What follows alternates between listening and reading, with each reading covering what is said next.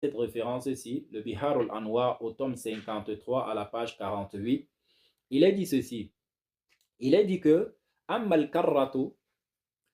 الكرة فهي الرجوع إلى الحياة الدنيا بعد الموت ولكن ذلك مشروطا في حال الحرب لأن كرة لا تكون إلا في حال الحرب هذا في الاصطلاح وقد ورد عن الرسول الله صلى الله عليه وآله وسلم أنه وصف عليا في حال الحرب بأنه قرار غير فرار فالقرة بعكس الفر وقد ورد عن علي بن Abi Talib عليه أفضل الصلاة والسلام في بعض خطبه قوله. Alors, il est dit ici que, eh bien, ce qui différencie en fait la karra de la raj'a, c'est quoi? Eh bien, c'est que la karra, c'est en fait le fait de revenir à la vie spécifiquement dans un contexte bien précis. C'est en fait lors d'une bataille.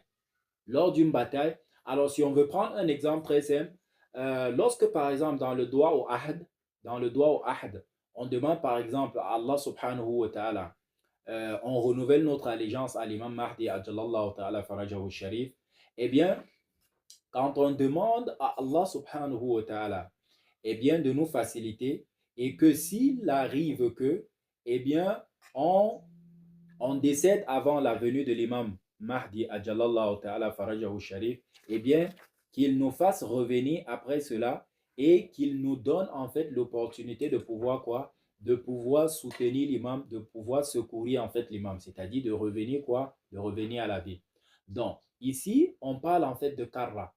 On parle de karra dans le sens où on vient en fait prêter main forte à l'imam lors d'une bataille, par exemple, parmi les multiples batailles qu'il aura à mener, eh bien, il y aura certaines personnes qui vont venir spécifiquement à ce moment précis-là. Donc, karra, c'est en quelque sorte de revenir à la vie spécifiquement lors d'une bataille. Pour ceux-là qui sont abonnés, j'ai envie de dire, à des films et séries, vous voyez certaines scènes où, par exemple, lors de batailles, eh bien, on dit par exemple que certains ancêtres ou alors certains combattants qui sont déjà décédés depuis, eh bien, ils viennent par exemple prêter main forte à quoi? À une armée, ou alors par exemple, euh, lors de Badr, etc., où eh bien, l'armée musulmane a été soutenue par qui? Par les anges qui, j'ai envie de dire, certes, n'étaient pas visibles par les autres, mais prêtaient main forte en quelque sorte. Donc, ceci, on va dire qu'on retrouve des traces de ce genre de récit-là, qui nous fait en fait comprendre que